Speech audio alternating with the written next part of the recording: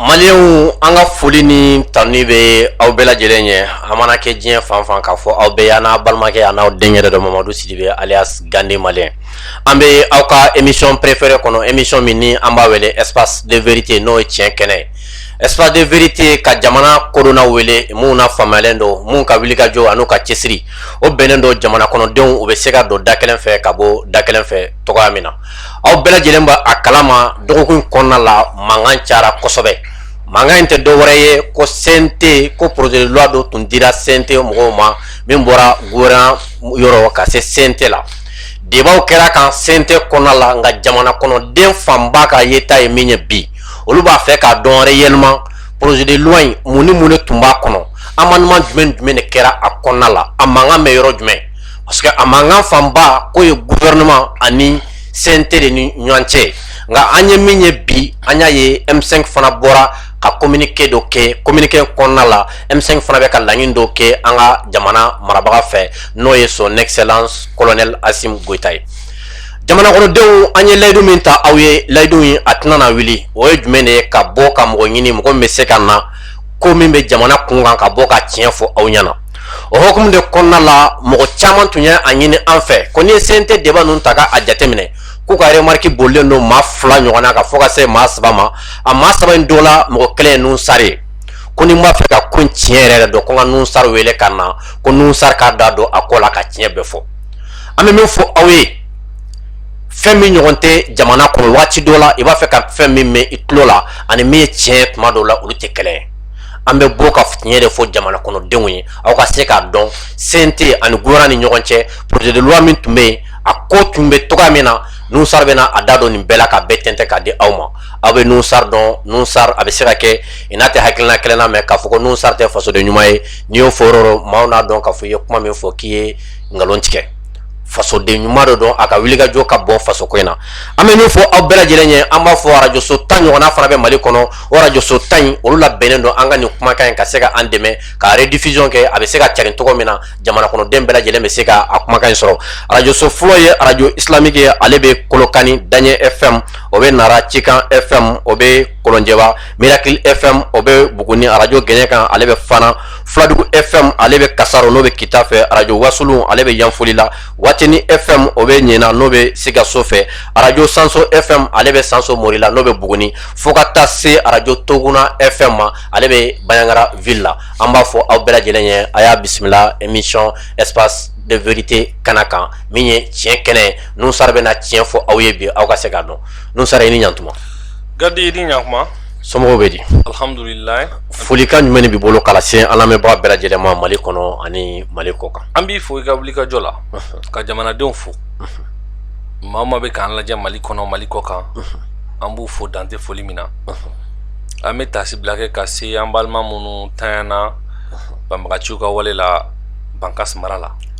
ani Minaka mara la an bɛ dugawu kɛ Ala ka hin'u la minnu joginnen don ka dugawu kɛ Ala ka lafiya d'u ma amina amina ka f'u ɲɛna an ka wolomasiri tabagaw bɛ wuli ka jɔ la wa u bɛ jugu ninnu kɛlɛ faso kama faso kanu kama wa ni Ala sɔnna ma Mali de bɛ san sɔrɔ o ye maliden fanba ka laɲini ye wa an bɛ Ala deli Ala k'o sabati amina yarabi k'i yɛrɛ fo dan tɛ foli min na i bɛ cɛsiri min na jamana kɔnɔ a dogolen tɛ maa si la camancɛ fanga min bɛ sen na i y'a dɛmɛbagaba dɔ ye bon o dɛmɛba min bɛ k'o min kɛ o bɛ faso kanu de ko fɔ halisa Ala ka faso kanu to amina amina Nusar an ye wele bi ka sababu kɛ ni jamana kɔnɔdenw ka laɲini ye u ko ye maa min a cɛsirilen don jamana a bɛ se ka basigi cogo min na ye maa min bɛ CNT kɔnɔ bi a ka wulikajɔ fanga ka bon dɔgɔkun kɔnɔna la an ye kuma dɔ mɛn k'a fɔ l'adoption de la loi électorale par le CNT an y'a mɛn ko amendement dɔw tun b'a kɔnɔ ko min ma kɛ aw fɛlaba ye ko gouvernement nana n'a ye ka a ye yɔrɔ dɔw falen ka a ye yɔrɔ dɔw ta bon ne bolo o ye aw ka baara ye n'a fɔra ko wasaden o ye de hakilina jamana kɔnɔdenw min bɛ jamana kɔnɔdenw arranger o ye aw ka baara ye mɔgɔ caman bɛ k'a fɔ bi ko CNT ma ko aw bɛ baara la mɔgɔ wɛrɛ anw dun ka faamali ye min ye CNT ma n'i y'a ta ka jateminɛ 90% caman ye militaires ka maa choisilenw ye gouvernement 90% a bɛɛ militaire kelenw ye yala aw bɛ se ka bila nin posture kɔnɔ la cogo jumɛn fo jamana kɔnɔden caman ka se ka a bila k'a fɔ ko aw tɛ jamana kanubagaw ye i ka se k'i da don nin loi électorale ko in na an ka se ka faamu. Gandi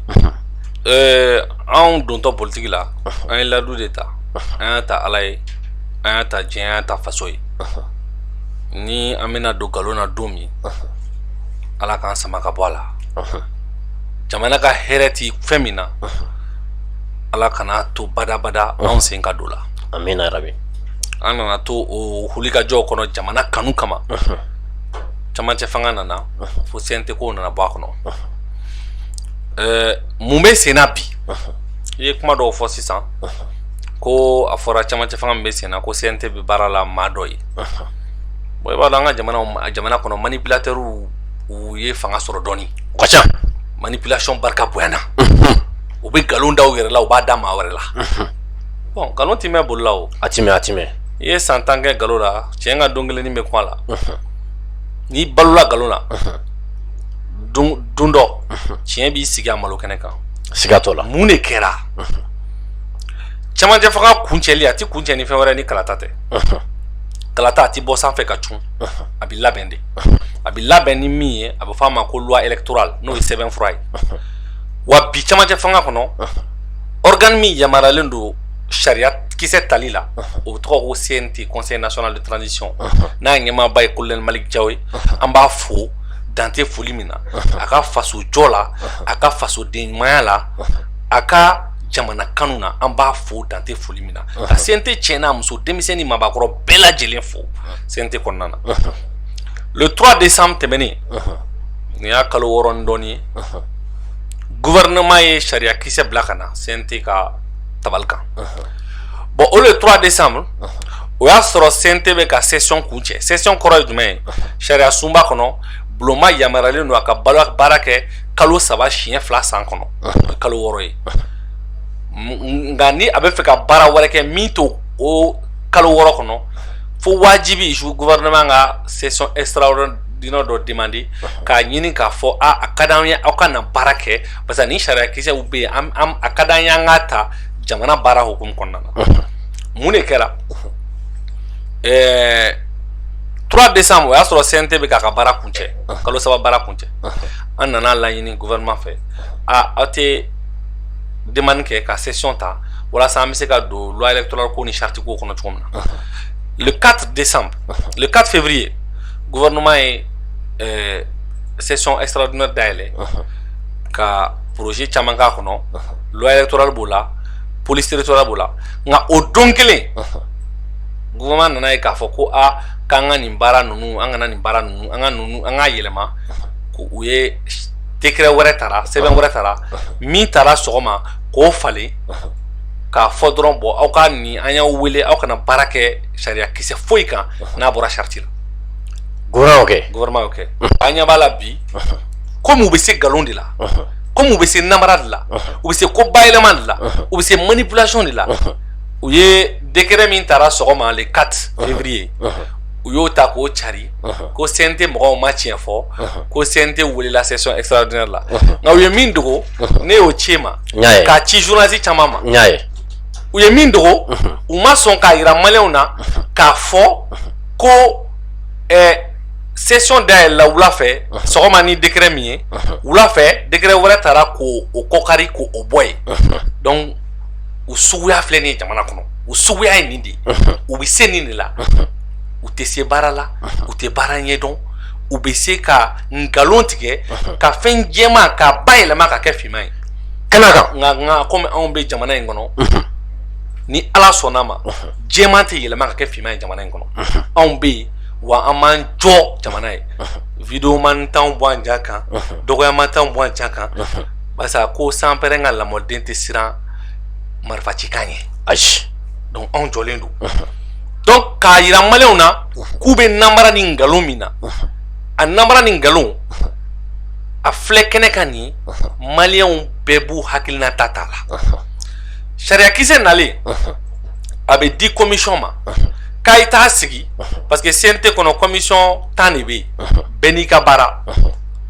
commission min dagalen don ka nin baara kɛ a bɛ fɔ o ma ko commission loi n'o président ye Sulemani Den an b'a fo dante foli min na nin kɛnɛ kan. Yɛrɛ ka professeur kɔrɔ dɔn n b'a dɔn. Commission loi ye baara daminɛ avril de barisa mun na baara daminɛna avril barisa yamaruya tɛ CNT bolo ka sariya fɛsɛfɛsɛ ka sariya sɛgɛsɛgɛ ka sariya ta n'a tɛ session kɔnɔ session ordinaire ou session extraordinaire bon n'i ye assemblée baaraw ta n'u ye CNT baaraw ta session bi dayɛlɛ octobre ani avril session d'avril ani session d'octobre donc session d'avril nana dayɛlɛ an ko bon komi kalata ye koba de ye an k'o don an ka baaraw la telima na an nana baara daminɛ baara bi daminɛ ni mun ye o ye écoute ye écoute kɔrɔ ye jumɛn ye sariya in kan ka ta ka hokumu min kɔnɔ a kan ka boli sira min kan a sariya in bi jamanaden bɛɛ de concerné wajibi don tɔnba minnu bɛ jamana kɔnɔ aw k'u wele aw k'u lamɛn aw hakilina ye jumɛn ye nin sɛbɛn in kan parti politique tila bɛɛ lamɛnna société civile tila bɛɛ lamɛnna journaliste tila bɛɛ lamɛnna organisation caman bɛ a bɛɛ lamɛnna diinɛ ɲɛmɔgɔw tila bɛɛ lamɛnna u bɛɛ y'u hakilina di an y'o synthèse kɛ k'a fɔ u ye nin de fɔ jamanaden fanba ye nin de fɔ n'an bɛna baara kɛ texte kan wajibi don an k'u hakilina in ta barisa n'i ko kalata i k'o bɛn kalata o kalata ma labɛn bɛn kɔnɔ a ma labɛn consensus kɔnɔ o kalata o ye bɔnɛ ye an ka jamana ye bɔnɛ caman ye an t'a fɛ a ka bɔnɛ wɛrɛ ye bilen jamana mago tɛ bɔnɛ na sisan jamana mago tɛ fitinɛ la jamana mago tɛ bɔnɛ la o kɔnɔna na an ye sariya in ta fɔlɔ ka analyser n'i y'a ta gouvernement ye papier min bila ka na majɛ caman de tun b'a la n'i ye dɔw yɛrɛ ta faute caman b'a la n'i ye a esprit fɛnɛ ta i b'a ye k'a fɔ u ye nin ko in dilan ko k'a bɛn maa kelen ma mali k'a sago ye maa kelen ma cogo di o de don parce que n bɛna don a kɔnɔ ko fɛnba min bɛ yen n'an b'a fɔ a ma ko organe unique organe unique parce que organe unique a bɔra min an k'o fɔ maliyɛnw ye bi parti politique caman nana ye k'a fɔ ko ni fanga ni pouvoir ye kalata bɛɛ organiser danayabaliyaw bɛ yen ka kɔrɔ donc an ka jɛ ka jɛkulu dɔ sigi olu fanga bɛ bonya kalata barikali la o de nana ni organe unique ko ye wa organe unique sariya in kɔnɔ a nana fɔ a kɔnɔ ko maa minnu bɛna taa o organe unique in bila sen kan maa minnu bɛna baara kɛ o kɔnɔ ko collège dɔ de bɛ kɛ maa 7 o b'o o maa ninnu sugandi a bɛ komi Gandi ka Gandi baara yɔrɔ k'an ka maa 7 sigi olu de bɛ mɔgɔw ta minnu bɛna baara kɛ Gandi TV la donc olu mana o maa 7 kɔnɔ ko premier ministre kelen ale bɛ maa 4 sugandi o la maa 7 ale kelen maa 4 o ka ca dɛ ale kelen maa 4 o ka ca dɛ a ma o tila ale ye jamana minɛ jɔnya de la a ye mugu de ci ka jamana minɛ a tɔ maa 3 don a tɔ maa 3 ko CNT min kɔnɔ politique tɔnw b'a kɔnɔ société civile b'a kɔnɔ journalistes b'a kɔnɔ seko ni dɔngɔ maaw b'a kɔnɔ ko olu bɛ maa 3 ta an ko nin ye fili ye an ka tun fɔra ko hali kore tɛ illégal ou bien bon o kuma u fɔra ka tɛmɛ o maa minnu y'o kuma fɔ u kelenw tɛ mana CNT la bana donc o bɛ adamaden suguya ko fɔ quoi suguya ye min ye o suguya dɔnnen don donc hali Corée du Nord o tɛ kɛ an nana ye an ko ko in jɛngɛnnen don an ko bon an bɛ a la kilen an bɛ maa 15 ta o maa 15 in minnu bɛna organe in constituer o maa 15 président bi 3 ta CNT bi 2 ta parti politique bɛ 4 ta société civile bi 2 ta conseil économique social et culturel n'o ye syndicat ye olu ka institution bɛ olu bi 2 ta parce que anw bolo jamanaden bɛɛ kan k'i yɛrɛ ye ninnu kɔnɔ donc a kana premier ministre an k'o kelen ma d'a ma hali ni ne fɛla kun tɛ dɛ kelen min dira ne fɛla kun tɛ ne fɛla tɛ o premier ministre a bɛ mun ta a bɛ mun kɔnɔ a bɛ mun kɛ a la an y'a ye jamana jumɛn kɔnɔ ko organe unique ko premier ministre bɛ dɔ kɔ la a ka dabɔ la wa président mana ta o t'ale bɔ mais ni 4 tun dira ma ni 3 minɛna ninnu sara ne bolo kelen ka ɲi non ne fɛla tɛ nka comme compromis don CNT ko ko bon ko ka kelen to premier ministre bolo bon o kuma de fɔra k'o ye amendement ye an ko an b'a yɛlɛma ani n'i ko i bɛ sariya ta sariya kan ka ta sariya hukumu de kɔnɔ n'i ko refondation ko Mali kura kɔrɔ tɛ dɔwɛrɛ ye sariya bato kɔ o n'i bɛ sariya dɔ ta ni sariya dɔwɛrɛw bɛ yen o sariya man ka sariya tɔ sɔsɔ o de ye Mali kura ye o. Ça c'est vrai. nka Mali kura bi dɔw da la u b'a a fɔ don o don a t'u ŋaniya la a t'u kunkolo kɔnɔ a t'u ka kɛwale la. donc anw ko anw minnu bɛ Mali kura ko in b'an kɔnɔ dɛ o de kama n ye kuma ta n ko Mali kura ko daminɛna wa a bɛ continuer n'a bɔra Ala ka masaya la foyi tɛ se k'o bali. an ko bon sariya dɔ bɛ yen loi organique dɔ bɛ yen o ko ni autorité indépendante bɛ dilan fo ka o autorité ba o f'a ma ko loi 2014-049 u ye sariya min bila ka na o ko bon ko olu bɛ n'o sariya o autorité in dilan o loi in sɔsɔli kama an ko fiɲɛ bɛ nin yɔrɔ la dɛ n'i bɛ sariya ta jamana kɔnɔ wajibi don sariya a dɛnnen don sariya min na a k'o bato n'a m'o bato dɔrɔn i ye ko kɛ i ma ko cɛ ɲuman kɛ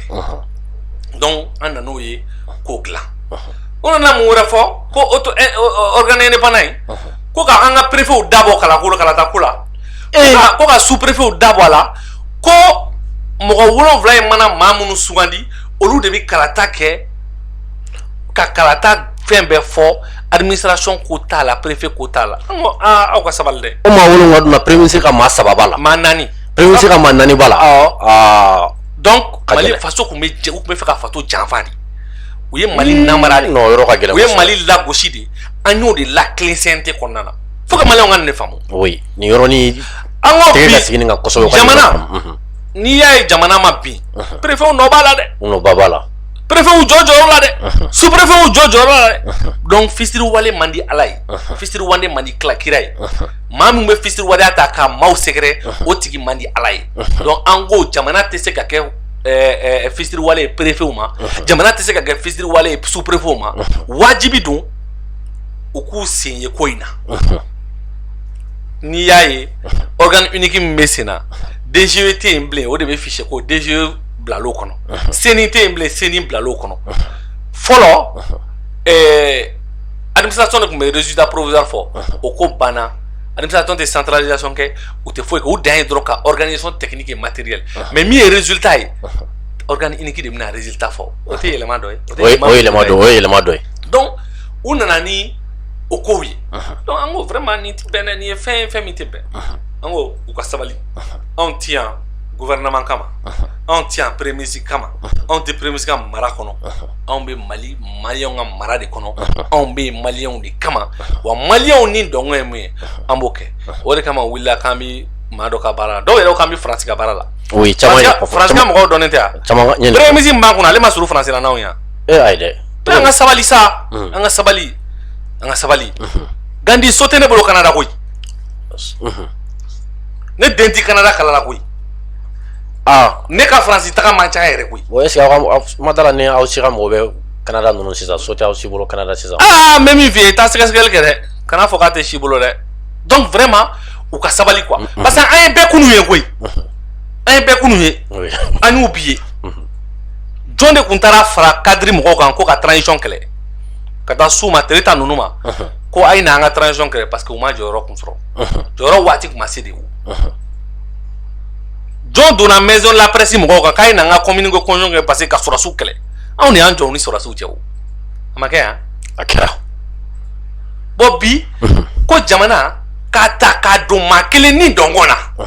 an k'o ti kɛ bi o ti kɛ sini hɛrɛ bɛ si wa hɛrɛ bɛ tile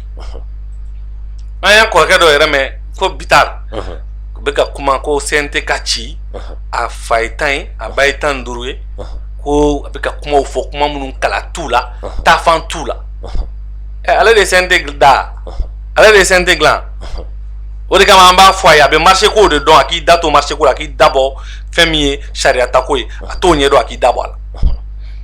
donc u ye kuma caman fɔ k'a essayer k'u bɛ mɔgɔw buruja u bɛ mɔgɔw dɔgɔya ala ma maa min buruja n'i y'o buruja i bɛ fu la o olu bɛ se min na anw bɛ se o ɲɔgɔn tan de la u b'a dɔn tigitigi an ye kɛlɛ kɛ ɲɔgɔn fɛ o an bɛ ɲɔgɔn dɔn donc k'a f'u ɲɛna u ka sabali jamana mago tɛ foyi la ni bɛn ni kelenya tɛ anw bilala yen k'an ka baara dɔ de kɛ an bilala yen ko se de b'an ye ka amendement kɛ n'o ye ka sariya bayɛlɛma sariya ti boli maa kelen ka jamanaden bɛɛ lajɛlen ta dɔn nka fɔ wajibi ye sariya ka don ni ɲɔgɔn fɛ an t'o kɛ sa cɛ mais nous sar nimbela ama min fam yala ni loin a adopter sen fait moi je le sente économie sona mani min banama parce que an yɛrɛ tun y'a mɛn k'a fɔ premier ministre ka parti n'o ye MPR ye k'ale ka parti vice président dɔ yɛrɛ tun bɛ ko yɛrɛ sɔnna nin ma o ye kɛnɛkan ko ye a kuma bɛɛ kɛra ale ɲɛna o ale ko t'o di an kun bɛ commission na ale bɛ commission finance dilan an ye commission mɔgɔ bɛɛ dɔ wele a rapporteurw n'a mɔgɔ fila fila wele u ka na nin ko in ka kɛ bɛɛ ɲɛna a ka MPR vice président Cissé a tun bɛ yen wa a votera a y'a bolo kɔrɔta kosɛbɛ ko falen min donna la ko falen kan ka don a la ko falen kan ka don a la ko falen ka ɲi a m'a jira k'ale bɛ MPR la o don a y'a jira k'ale ye fasoden de ye k'ale bɛ fasodenw de ta kɛ mɔgɔ 115 votera mɔgɔ 3 sɔrɔla minnu ma voté u ka hakɛ don koyi mɔgɔ 3 sɔrɔla minnu ko k'olu t'a la wa mɔgɔ 2 bɛ yen olu m'a fɔ k'u t'a la parce que yɛlɛma donna la dɛ olu ko k'u t'a la ko parce que ko kalata yɛrɛ waati ko kuma man ka kɛ jamana kɔnɔ fɔlɔ ko baga kan ka kɛ sariya sunba de la fɔlɔ nin tun man ka na fɔlɔ olu t'aw ye bon kelen bɛ yen n'o y'an fa kɔrɔ an fa Amiyɔn ale m'a faamu a m'a faamu de a ko k'ale m'a faamu parce que a wulila ka kuma dɔw fɔ o y'a sɔrɔ olu bɛɛ taara en compte a tun bɛ retard la a tun bɛ retard la a m'a faamu mais an ti jigin a la ko bɛ n'a waati komi a bɛ retraite la je crois que ko vitesse taara k'a to dɔɔni an bɛ dugawu kɛ halisa ni Ala sɔnna ma an fa don an b'a bonya an bɛ to ka s'a ma an bɛ hakilina falen falenw kɛ mais maa joli de sɔnna nin sariya ma maa 115 olu de sɔnna awɔ k'u bolo kɔrɔta ayi aw bɛɛ tɛ se ka kɛ fasoden jugu ye bon tiɲɛ dalen tɛ kɛnɛ kan nin tiɲɛ yɛrɛ la parce que nkalon tɛmɛ bolila koyi parce que non o tɛ se ka kɛ nkalon tɛmɛ bolila dɛ donc CNT y'a jira k'a fɔ ale tɛ mɔgɔ ka baara la ale bɛ faso ka baara la an ka président Malick Diaw y'a jira a ko n'aw y'a kɛ cogo min ni min ka ɲi faso ma an b'o de kɛ an tɛ maa ɲɛda lajɛ koyi Mali kama anw tɛ maa si ɲɛda lajɛ parce que Mali b'anw nin de la anw pɛrɛlen don k'an ka diɲɛlatigɛ ta k'a di Mali ma u ye nkalon d'an na o an bɛ Mali kɔ u y'an nɛni o an bɛ Mali kɔ u y'an buruja o an bɛ Mali kɔ olu ka burujali n'u ka nɛni o tɛ se ka anw bɛ ka min kɛ Mali ye k'o bɔ histoire kɔnɔ sa i t'i yɛrɛ sɛgɛn dabila donc o don e de bɛ vidéo la maaw buruja maaw nɛni donc vraiment u k'a lajɛ quoi sabali. mais nous sara an ma min faamu sisan projet de loi in bɔra gouvernement fɛ a tagara aw fɛ aw y'a ka baara kɛ pour que a ka se ka kɛ sariya sɛbɛn ka boli jamana kɔnɔden bɛɛ kan o ye fo président ka promulguer an ye a ye M5 ka communiqué kɔnɔ M5 ka laɲini kɔnɔna la ko président man kan tɛ ka nin promulguer ko ka segin ka taa di aw ma tuguni e ka yeta o an kɔni y'a ye u ye fɛn dɔ sɛbɛn ye bon u yɛrɛ bɛ ɲɔgɔn sɔsɔ a kɔnɔna na papier sɛbɛn in kɔnɔna na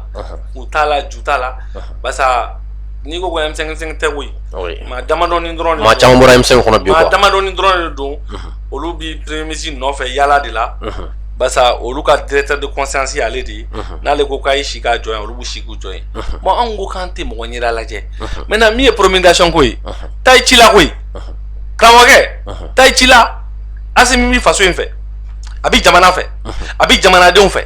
bon jamana ta ye min ye Asimi b'o de kɛ promulgation a fɔ k'a kɛra kaban kana sika yɛrɛ dɔw ko ni Asimi sɔnna ka nin promulguer nin cogo in na ko premier ministre k'a ka se ka démissionner n'o kɛra bi est-ce que o ka ɲi jamana ma bon ne kɔni a ka démissionner n'a ka démissionner ko ne t'o ɲɛdɔn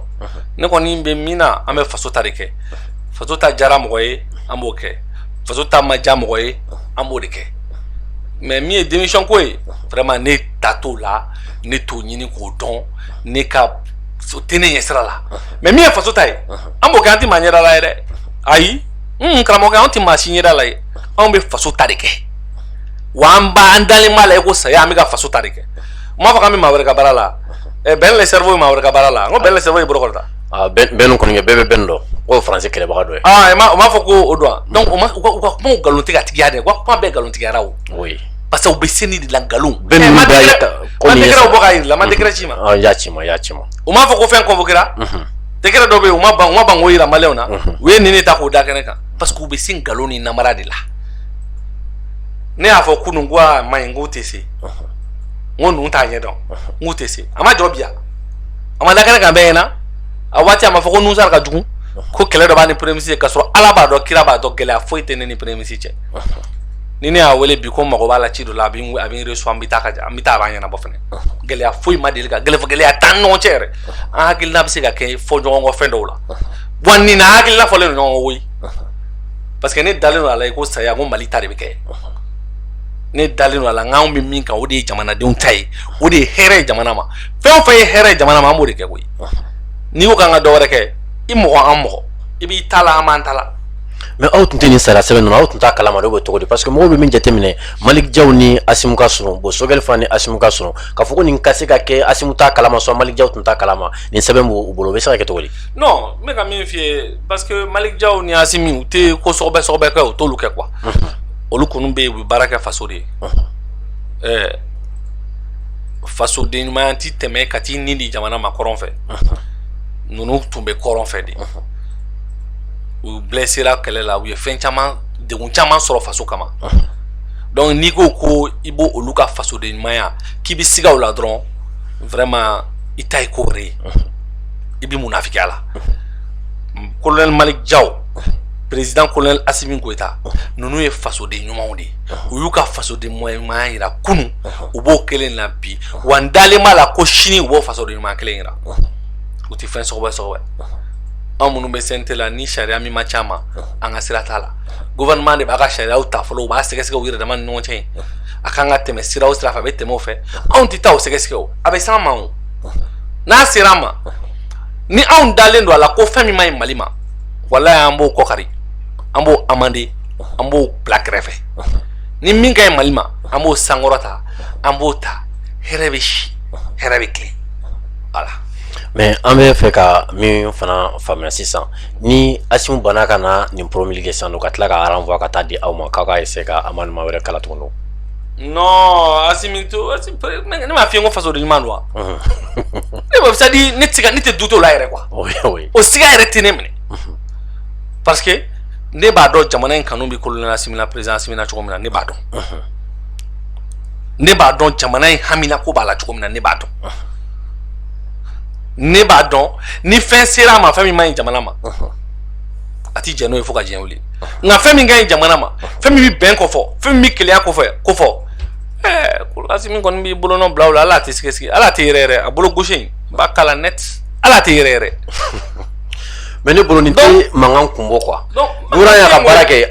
baara kɛ aw fana y'aw ka baara kɛ a fɔra ko kumakan laban bɛ Assimi de bolo est ce que an tɛ sigi k'a lajɛ Assimi k'a ka baara kɛ fɔlɔ mun sa bi fo bɛɛ lajɛlen k'a dɔn k'a fɔ bon CNT ni gouvernement bɛ ɲɔgɔn na wa. bon n'i y'a ye dɔw wulila k'u b'a ɲini président Assimi fɛ k'a ka n'i bolonɔ bila la bon o ye dɛsɛ kan ye quoi o ye dɛsɛ kan de ye donc u ka sabali Assimi t'u ka bila la koyi Assimi Mali ka bila la a bɛ malidenw ka bila la n'i y'u ka kuma u b'a fɔ ko les forces du changement olu bɛ kɛ force caman ka tɛmɛ anw kan. a ye M5 bi kɔni kɛ tiɲɛ ka di Ala ye fili min y'u sɔrɔ o kɛra leader caman bɛ yen bi a bɛɛ bɔra M5 la. olu ye force caman ka tɛmɛ ne kan. oui. yɛlɛma min dam kɛra fanga yɛlɛma min kɛra n ko ne y'a kɛlɛ daminɛ 2013 de nka olu caman tun bɛ gulokibaw b'u la u bɛ porte parole la o ko ni dɔw yɛrɛ ko i bɛ kɛ ma yan nɔ ko ni tile bɔra ko hali tɛ fɛ ka hali n'i bɛ guwa jukɔrɔ i bɛ tile ye mais u tilala k'a faamu u nana fara an kan an ye M5 bila sen kan an taara donc olu bɛ se ka kɛ force caman ye ka tɛmɛ anw kan de yan n'i ye CNT ta mɔgɔ minnu ye M5 wuli ka jɔ kɛ a ma fɔ mɔgɔ minnu k'u yelen don dɛ parce que dɔw tun bɛ ɲɛma ni jɛkulu kɛra cogo cogo ɲɛmɔgɔ bɛ yen kɔmɔgɔ bɛ yen CNT kɔnɔ maa min bɛ yen a bɛ maa 40 kɔ bɔ minnu ye M5 kɛlɛ kɛ e bɛ se ka changement ko kuma fɔ olu ɲɛna olu tɛ changement dɔn ka tɛmɛ e kan Ben le cerveau ale bɛ se ka changement mɔgɔ bɛ se ka changement ko fɔ ye ayi Mali la bi kɔni ne Musa ale bɛ se ka changement ko kuma fɔ ne ɲɛna ma tɛ se nka anw y'an ni de di jamana ye don min na an bɛ wuli ka jɔ la n'u ye marifa tiɲɛna n ko ne tun bɛ wari ta min la caman tun dalen b'a ka so ne yɛrɛ ye a dɔn na ne yɛrɛ tun bɛ Ala ye n sere mais n ko ɲɛmɔgɔ caman taara i da ka so olu bɛ se ka changement ko in kalama ka tɛmɛ ne kan u bɛ se ka changement in dɔn ka tɛmɛ ne kan donc ngalon de b'u da ko kɛlɛ kɛra kun min kama ko o t'a la ka kɛ u bɛ mɔgɔw manipuler an ye dɔw yɛrɛ ye ko anw kan ka faga de dɔw yɛrɛ ye o video ni o audio fɔ bon an y'a ye k'a tigi tilala ka yafa deli bon komi a tɛ yan ni maa o maa ye nin manamanakan in fɔ an b'i wele bɔgɔ jɛnnen kan an b'i wele a molobaliya tɛ kɛ yan dɛ jamana bɛ yɔrɔ min na sisan non a tɛ kɛ yan e bɛ taa ka taa parce que maa dɔw hakilina ni hakilina tɛ kelen k'o kan ka faga oui hakilinaw tɛ kelen o tɛ mɔgɔ kɛ fasoden jugu ye fo bɛɛ de k'o yɔrɔ in de faamu hakilina tɛ kelen k'o kan ka faga yɔrɔ in t'i yɛrɛ kalama maa min y'o fɔ a t'a yɛrɛ kalama bon komi a bɔra ka yafa deli an ɲɛ bɛ caman wɛrɛw la u kɔni ka sabali parce que ni an wulen kan jɔ dɛ aw tɛ sigi bilen non n bɛna min f'i ye n'u ko ko k'a da tulu la an b'a da tulu la n'u ko ko k'a da jaba la an b'a da jaba la u b'an dɔn tigitigi n'o kɛlɛ n'a mɔgɔ wɛrɛ fɔ dɛ u b'an dɔn u bɛ se min na an bɛ se a ɲɔgɔn tan na olu b'a dɔn tigitigi wa an ti siran an ma deli ka siran fɛnɛ n'u ko ko k'a da tulu la an b'a da tulu la n'u ko jaba an b'a da jaba la n'u ko fɛn fɛn bɛ yen aw tɛ reculer mais an bɛ reculer mun na k'an ye faso ta de kɛ an reculer la i bɛ k'an ma kun wa ayi an reculer la fɛn wɛrɛ kama an reculer la faransi kama ayi an m'an jɔ faransi ɲɛ an m'an jɔ CEDEAO ɲɛ a kɛra an m'an jɔ Union européenne ɲɛ a kɛra wa an bɛna siran jɔn ɲɛ k'an t'an jɔ de an kɔni ɲɛ t'o la donc k'a f'u ɲɛna vraiment u ka sabali quoi u ka sabali ko dɔn bɛ nka ko bɛɛ dɔn tɛ maa i bɛ se ko dɔ la i b'i tɔ to u bolo ni mankan ci foyi ni m'anw bɔ an ja kan n y'a f'i ɲɛna o sanpɛrɛn ka lamɔlidenw tɛ siran marifa ci kan ye kabiri mort n'a pas peur de couteau kabiri mort n'a pas peur de couteau u b'anw dɔn tigitigi an ye M5 kɛ ɲɔgɔn fɛ u b'a dɔn mais ne tun bolo n ko M5 ka plainte dɔ tun bɛ aw kunkɔrɔ CNT kunkɔrɔ yarɔ kuma banna wa o cogo di bi bon plainte yɛrɛ taara min ne ka dossier bɛ tribunal la n k'i b'a suivi de kɛ oui parce que an y'a mɛn k'a fɔ ko le CNT est illégal et illégitime bon ne t'a dɔn mankan bɛ tila ka taa dulon aw la tuguni fo mɔgɔ ka tila o tɛ kumaw ye kuma minnu ma jɔ wa ni CNT est illégal et illégitime i bɛ n'i jɔ CNT kɔrɔ k'e b'i ka plan d'action kalan o kumaw jɔra o kumaw tɛ kuma jɔlen ye o kumaw tɛ kuma jɔlen ye donc vraiment k'a f'u ɲɛna an mago tɛ ɲɔgɔn sama na nka n'u ko k'u b'a sama an b'a sama awaye Musa de y'a f'i ye wa ne tɛ fɛn fɔ n tɛ min kɛ ayi jamais n'u ko b'a sama an ka sama dɛ anw prêts don nous sommes convaincus que nous avons agi pour le Mali maa si tɛ se ka o yɛlɛma nous avons agi pour le Mali et nous continuons à agir pour le Mali an tɛ mɔgɔ ɲɛda lajɛ o an b'a kɛ Mali de kama donc maintenant u bɛ fɛn wɛrɛ mun na kuŋaw nanbaraw ni nkalon nin bɛɛ bɛ jɔ o. sɔn M5 ye référendum dɔ bila bi mémorandum dɔ bila bi mémorandum a ka jan kosɛbɛ dɛ. mémorandum ya e m'a kalan k'a lajɛ a contradiction dan mun bɛ nin kɔnɔ k'o ye ko sɛbɛlama ye basa maa damadɔni parce que a fɔra dɔrɔn ko prémisi tɛ se ka maa naani ta dɔrɔn wulila ten o tila jamana minɛna jɔnya de la. mun na prémisi yɛrɛ nin hakilina ta k'a fɔ ale bɛ maa naani ta CNT bɛ maa saba ta parce que janfan dɔ de labɛn ne kun don o janfan in tɛ dɔwɛrɛ ye o ka kalata dilan k'a bɛn i da ma k'a k'i sago ye. o maa naani mana min fɔ o de bɛ kɛ. o maa naani maa 7 de kun don ni maa 7 sigira n'a fɔra k'u ka bɛn ko la maa naani mana taa fan min fɛ o ye maa 7 ka fan ye dɛ donc olu de bɛ maaw sugandi maa minnu kan ka kalata labɛn a bɛ komi e dɔgɔnin bɛ wuli sisan k'o bɛ kan ka maa sugandi min bɛ kalata labɛn e dɔgɔnin kan ka kalata labɛn e b'o kalata la sabali sa o dɔnnen tɛ donc o de kama anw ko vraiment u ka sabali nin tɛ olu yɛrɛ tun b'a dɔn ko nin tɛ tɛmɛ parce que maa minnu bɛ CNT la u b'a dɔn nin tɛ tɛmɛ o la. an y'a ye k'a ka ministre min fana taa CNT la k'aw n'olu fɛngɛnna kosɛbɛ dɛ. bon ministre bɛ na u b'u kuma. ko i kasa ko i kasa tun bɛ ne olu ma c'est à dire ne tɛ jigin u la quoi. parce que u bɛ manipulation min kɔnɔ a ka bon n'u ye a ka girin u ma. a ka girin u ma. a ka girin u ma kosɛbɛ u nɔ tɛ quoi muso in yɛrɛ hinɛ donna ne la. oui ko muso parce que a man ne ye ne ka muso ye nin situation sugu kɔnɔ quoi. oui walayi a man ne ye ne ka muso ye nin situation sugu kɔnɔ donc k'a fɔ ka nɔgɔ bɔ a kuma la vraiment u bɛ min na u t'a dɔn c'est à dire u nɔ tɛ o nɔ tɛ ko ni min bɔra baladen da ni ye min bɛ baladen da o bɔra balabada donc u y'u jɔ basa a fɔra k'u ka min kɛ u y'o kɛ u y'o de fɔ nka anw ma sɔn wa anw ti sɔn anw ma sɔn wa an ti sɔn bon n'an ko k'an ma sɔn k'an ma tɛ n'u bɛ se min na dɔrɔn u b'o kɛ ne bɛ sankolo kuru ka kuru n'u bɛ dugukolo kuru. non an k'an sigi an ka président ka jaabi kɔnɔ fɔlɔ parce que ne yɛrɛ kɔni ye min ye k'a fɔ ko président ma tɔgɔma fɔ nin na ko premier ministre kelen bɛ maa 4 ta CNT bɛ maa 7 ta maa 7 tiɲɛ yɛrɛ la ne yɛrɛ y'a ye waati min na n y'a kuma mɛn n tun ma se ka da la k'a fɔ ko tiɲɛ yɛrɛ la nin bɛ se ka miiri ne ma da la nin de b'a yira bi an bɛɛ lajɛlen na fasoden bɛɛ k'a ka min faamu ko foyi tɛ bɛn bɔ n'i y'a mɛn k'a fɔ M5 ko peuple de don o ye de jama ka ca mais maa min ye M5 kɛlɛ kɛ ani maa min b'a la bi a maa ka dɔgɔ kosɛbɛ ne yɛrɛ tun bolo premier ministre nalen n'o ye Sogɛl Kokala Mayiga a tun k'a ka se ka min kɛ o ye de ka M5 fara ɲɔgɔn kan mais au contraire M5 bɛɛ lajɛlen tagara bi bon a bɛ kɛlɛ min na bi kɛlɛ in sabatili est ce que a na se ka sabati nin bɛɛ lajɛlen tagalen kɔfɛ Mohamed Ali Bati taara Modibo Sidibe tagara Madamu Sika Soso tagara Sogomar Sisoko tagara Konima Sidibe tagara Clément Damɛlɛ tagara nin bɛɛ lajɛlen tagalen kɔfɛ bi est ce que a bɛ se k'i jigi da kan ka fɔ halisa ko peuple de ye M5 kɛ yan mais ngo peuple in b'u da kɔnɔ de peuple b'u da la u mago tɛ peuple in na so nin bɛɛ lajɛlen tagalen bi halisa peuple de nana CNT la kana kuma parti politique b'a la société civile b'a la diinɛmɔgɔw b'a la avocat tɔn b'a la magistrat b'a la syndicat b'a la o bɛɛ de bɛ aw ka côté na bi o bɛɛ de nana kana kuma olu ka kuma taara ba la e ko peuple donc i ka peuple b'i ka so kɔnɔ yen nɔ kɛ donc nin tɛ CNT dɔrɔn ka baara ye mais nin tɛ se ka kɛ CNT dɔrɔn ka baara ye cogo di mɔgɔ caman tɛ ka ne faamu Nusar mɔgɔ caman tɛ ka nin yɔrɔ faamu nin tɛ se ka kɛ CNT dɔrɔn ka baara ye o voilà bon ni o bɛɛ kɛra o parti politique nana diinɛ ɲɛmɔgɔw nana o tɔnw nana o société civile nana a journalistes nana maa lujuratɔw nana sɛnɛkɛlaw nana mɔnikɛlaw nana bagankɛlaw nana bɛɛ nan'i fɛla fɔ ni halisa a b'e da ko peuple i kelen ka peuple ye ka so yen hata mɔgɔw tun ma yɔrɔ ye mɔgɔw tun b'a faamu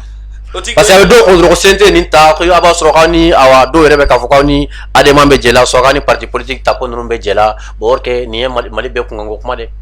bon ninnu ye kuma caman ye sa tapo de bɛ anw bila CNT la ayi anw bɛ tapo ni dɔngɔ de kɛ CNT la ayi n bɛ Mali ta de kɛ ni anw kan ka mɔgɔ ni dɔngɔ kɛ CNT la an kan ka premier ministre ta kɛ parce que an n'o bɛɛ kɔni bɛ jɛlen don transition na mais anw ma sɔn premier ministre ta ma an bɛna sɔn tapo ta de ma kabako don o tɛ kabako ye o ye kabako ye an ma sɔn premier ministre ta ma an bɛna sɔn jɔn wɛrɛ ta ma bilen donc anw bɛ sɔn Mali ta de ma an ye nin min ta o de ka ɲi Mali ma o de ka ɲi jamana ma wa an pɛrɛnnen don an b'a défend par tous les moyens aw ka nin hakilina aw tɛ bɔ nin kan mais an bɛ bɔ a kan cogo di de ne ɲɛ t'a la o kɛcogo la o ko sariya taara ko sariya sunba ye hakɛ dɔw d'a ma k'an bɛ se ka yɛlɛma don a la o yɛlɛma don a la e ko ko diɲɛ ka wuli i kelen ka diɲɛ bɛ wuli yen o yɛlɛma donna la a kɛra bi a kɛra sini donc n'u bɛ dugukolo kuru ka kuru n'u bɛ sankolo jigin ka jigin an kɔni bɛ yen wa an tɛ régler jamana in défendre la dɛ Mali kumabɔli ka Mali ta kɛ ka jamanadenw ta kɛ ka jamana bila sira ɲuman kan ka jamanadenw ni dɔn kɛ can tɛ réguler la sa cɛ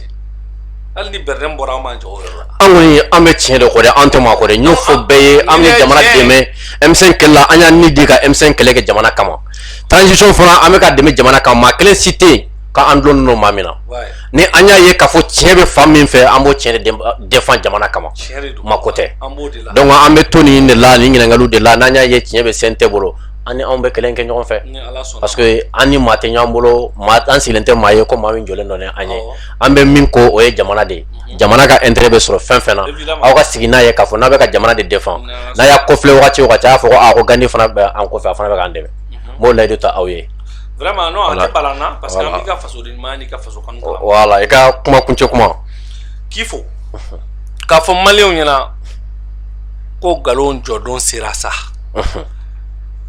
ka namaraw ta ka nkalon da maliyɛnw na k'a fɔ ko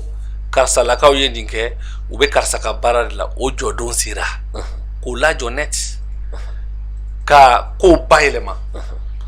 ka taa décret dɔ ta min tɛ sen na bilen min abrogera a don k'o bila réseau kan ko nin décret in filɛ nin ye u ma tiɲɛ fɔ ne m'a dɔn i bɛ se ka taa nkalon tigɛ nkalon min ni i y'a tigɛ dɔrɔn a lɛgɛsɛ bɛ bɔ ka da i b'o tigɛ cogo di maa min b'a yɛrɛ kalama o b'o kɛ a nafa ka dɔgɔ est ce que maa min b'a yɛrɛ kalama o b'o kɛ a nafa ka dɔgɔ donc u ka bɔ manipulation in kɔnɔ k'a fɔ anw jɔlen don CNT la bi an jɔlen don CNT la sini an bɛ yen wa an bɛ faso ta de kɛ min kɛra faso ta de don o de ka ɲi jamana ma jamanadenw y'o de laɲini minnu b'a la ko peuple t'u bolo peuple t'u kɔ u ni peuple tɛ u mago tɛ peuple la u ka sira tɛ ka baara kɛ peuple ye nka peuple in b'u da de a b'u da kɔnɔ de a b'u ka so de i b'a sɔrɔ mais peuple in tɛ yen u ka peuple ye u mago tɛ peuple la bon anw kɔni ye peuple mun dɔn o peuple de nana kuma CNT la mɔnikɛlaw b'a la sɛnɛkɛlaw b'a la baganmaralaw b'a la jugew b'a la procureur b'a la avocat b'a la journaliste b'a la seko ni dɔnko tigiw b'a la politikimɔgɔw b'a la préfet b'a la sous-préfet b'a la u nana u kumana u ye laɲini min kɛ an y'a ye min bɛ taa sariya hukumu kɔnɔ an y'o ta mais an ɲɛ bɛ spécialiste dɔw la ne yɛrɛ ye dɔ ye ko an kɔrɔkɛ Cheikh Umar bon ale ye bon premier ministre tɛgɛ kɔnɔ maa don o dogolen tɛ maa la k'ale yɛrɛ ka kuma la k'ale ko ni président ni problème ligue ko kuma dɔw fɔ kun tɛ kuma min na ju tɛ kuma min na parce que a kɔni barala ne la parce que ne bolo maa don maa min ni a bɛ ko dɔn kosɛbɛ mais n ye kuma in mɛn kunun n jigi tigɛra quoi parce que n tun bolo ne b'a dɔn ale dɔn mais jaa ne t'a dɔn mɔgɔ sugu min don mais n kɔni b'a dɔn premier ministre tɛgɛ kɔnɔ mɔgɔ don a b'o ka bila la n kɔni b'o kalama ka kɔrɔ mais n t'a dɔn a bɛ se ka u ka bila ka to u ka bila la a b'o sugandi ka tɛmɛ Mali kan n kun t'o dɔn mais kunun n bɔra o kalama ni Ala sɔnna ma n y'a wele kunun n m'a sɔrɔ ni n y'a ye n b'a fɔ a ɲɛna ne kun t'a dɔn i bɛ sɔn ka Mali falen fɛn wɛrɛ la parce que nin ye de ka Mali falen fɛn wɛrɛ la anw kalilen don k'an kali la kalili min ka bon an ka kalili bɛɛ k'an kali fɛn na fɛn min ka bon ni fɛn bɛɛ k'an kali fo ka dugukolo melew ye anw ti Mali falen foyi la ni Mali juguw bɔra Mali kɔnɔ k'u jɔ an b'an jɔ k'an disi da o disi la wa ni Ala sɔnna ma an b'u disi pɛrɛn ni Mali juguw bɔra kɔfɛ n'u bɔra kɔfɛ k'a fɔ k'u bɛ Mali kɛlɛ i kɛra Faransi i kɛra CEDEAO i kɛra Union africaine an b'an disi da o disi la ni Ala sɔnna ma an b'u disi pɛrɛn donc an jɔlen don donc vraiment k'aw fo ka jamanadenw fo Ala ka jamana basiki amina amina Ala ka jamana kɛ a den sɛbɛlamaw sago ye amina amina Ala ka jamana taɲɛ Ala ka jamana sankɔrɔta k'an ka président fo colonel Malick Diaw n'an y'a ye dɔrɔn vraiment an jigi bɛ sigi parce que jamana kanu b'a la ka colonel Assimi Goïta fo ministre o ministre ni wililen n'o k'i jɔ jamana ye n'e tɛ mɔgɔ ka baara la e tɛ mɔgɔ ka manipulation kɔnɔ an b'i fo dan tɛ foli min na hakɛtɔ bɛ kuma la n'an donna min gasi la o ka yafa ma. Merci beaucoup Maliens an b'a fɔ aw bɛɛ lajɛlen nin tun ye an ka émission espace de vérité n'o ye tiɲɛ kɛnɛ bi an ka maa welelen tun ye Nunsare n'a fɔra ko Nunsar aw bɛɛ lajɛlen b'a dɔn k'a fɔ sifinnaka min de dɔn a ka wulikajɔ a n'a ka cɛsiri jamana in kɔnɔ o dogolen tɛ maa si la an ka bi baro tun bɛ boli CNT bɔra ka sariya sɛbɛn mun ta sisan baro tun bɛ boli o bɛɛ lajɛlen kan nka an bɛ min ɲini o ye de an sigilen don ka président de kɔnɔ an bɛ min ɲini président fɛ min ye fasodenw ta ye jamana kɔnɔdenw de b'a kɔ o b'a kɔ jamana in de kama n'a ye jamana in ta kɛ an b'a dɛmɛ n'a ma jamana in ta kɛ fana an b'a bila an ta tɛ maa ko ye an ta ye jamana ko de ni jamana ko bɔra la ka ban o ye o b'a yira an ni tɛ sira kelen fɛ an ka sigi ka président kɔnɔ président ka promulguer n'o banna waati min na an k'a ka min fɔ tuguni an n'o fɔ aw bɛɛ lajɛlen ye Ala ka an bɛɛ sigi ɲɔgɔnna wɛrɛ ma wasalam.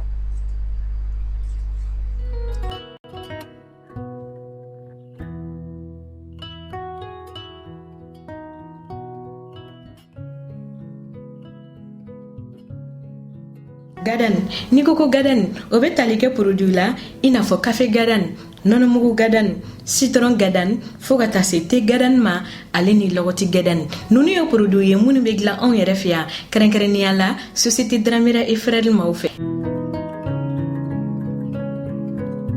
Ni mɔgɔ min mago bɛ nin produit ninnu na i bɛ se k'i senfa biribiri ka se boutique la mun tɔgɔ ye ko boutique 711 711 ale carilen don Bamako fantan ani naani bɛɛ lajɛlen de la ni o fana ye société Dramera et Frères maaw ka boutique ye kɛrɛnkɛrɛnnenya la fɔlɔfɔlɔ o bɛ tali kɛ hali de Bamako kɔnɔna na ni e b'a fɛ ka i to i sigiyɔrɔ la k'u wele i bɛ se ka weleli kɛ nɛgɛjuru sira la mun bɛ tali kɛ 76 14 19 19 711D sɛbɛnnikɔrɔkaw ale ni lafiyabugukaw aw bɛ se ka aw senfa biribiri ka se jikɔrɔni fɛn min ye 20 mètres yɛrɛ ye o kɛrɛfɛla ye coye ni ani restaurant Sibi Center man jan ɲɔgɔn na walima n'i b'a fɛ k'i to i sigiyɔrɔ la ka wele i bɛ se ka nɛgɛjuru sira ta mun bɛ tali kɛ 76 72 19 19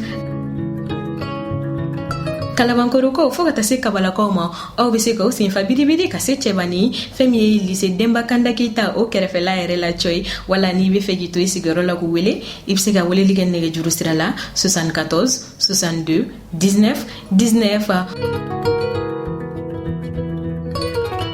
o tɛ a bannen Banangabugukaw aw fana bɛ se ka 711 maaw lasɔrɔ nɛgɛjuru sira la mun bɛ tali kɛ 79 91 19 19 ni Banangabugo ta ni o be lycée Ibrahim Mali yɛrɛ kɛrɛfɛ yɛrɛ coyi o ma dan produit gɛdɛni dɔrɔn fɛnɛ ma fɛn min ye produit wɛrɛ caman ye o be sɔrɔ u ka yɔrɔ la mun be tali kɛ malobɔrɔw fo ka taa se nɔnɔmugu bɔrɔw la jus kɛrɛnkɛrɛnnen ɲumanw o be u ka yɔrɔ la ale ni boisson dumanw fo ka taa se savon ma deodorant ɲɛgɛn kɔnɔna ale ni mɔgɔnifin yɛrɛ kasa jago duman nin bɛɛ lajɛlen be sɔrɔ u ka yɔrɔ la fɛn min mayonnaise petit matin o be yen fo ka taa se moutarde dumanw ma ale ni petit pois nin bɛɛ lajɛlen de be sɔrɔ u ka yɔrɔ la.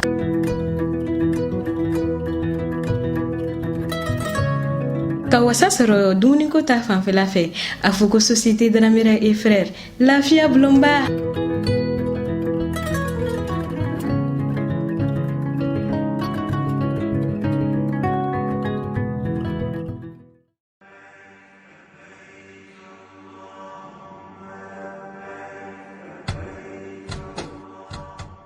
Al Umra be silamɛw kunnafoni k'a be duguta kɛrɛnkɛrɛnnen min labɛn san 2022 Umra ogumu kɔnɔna na ko o tɔgɔsɛbɛnw bi senna. Hinjikɛla minnu b'a fɛ ka taa Umra la ɲina sunkalo dɔgɔkun fɔlɔw la ni o b'a daminɛ avril kalo tile 4 ka taa bila a tile 18 na san 2022 ko o musakaw bi t'i jɔ sefa wari miliyɔn 2 ani 280 na. Minnu b'a fɛ ka taa sunkalo dɔgɔkun labanw na n'o b'a daminɛ avril kalo tile 17 ka taa bila mai kalo tile 2 la san 2022 o musakaw bi t'i jɔ sefa wari miliyɔn 2 ani 120 na. Al Umra b'a da silamɛw kulo kan ko tɔgɔsɛbɛnw bi senna halisa minnu b'a fɛ ka taa Rajaba kalo o dɔgɔkun labanw duguta la ni o yɛrɛ bolodalen do ka bɛn février kalo tile 22 san 2022 ma. Al Umra be silamɛw fo minnu ye danaya da u kan wa a bi weleweleda kɛ u bɛɛ lajɛlen ka boli joona ka n'u tɔgɔw sɛbɛn ni ka duwawu kɛ u ka taa ni ka segin ɲuman na Saudiya jamana kan. Ka fara o bɛɛ lajɛlen kan, Al Umra ye cakɛda ye min be biyew feere minnu be dugutaw kɛ ɲɔgɔn fɛ ale ni kelenna dugutalaw ka taa diɲɛ jamana bɛɛ lajɛlen na min yɛrɛ la ani kɔnpanyi caaman de be baara kɛ ɲɔgɔn fɛ sɔngɔ nɔgɔman na. Ka fara o kan an be visa di Dubai tagalaw ma ka assurance labila dugutalaw ye bolimafɛnw ale ni fɛn caaman wɛrɛ. An ka musaka sarasiraw ye Orange Money, MoneyGram, Ria ale ni Western Union. Al Umra sigiyɔrɔ bɛnnen do immeuble Fatoumata Soumaré ma rue Baba Jara porte 460 ka ɲɛsin immeuble Jige 3 ma. Nɛgɛjuru siraw 20 24 74 78 20 24 24 72 walima 64 28 28 15 66 78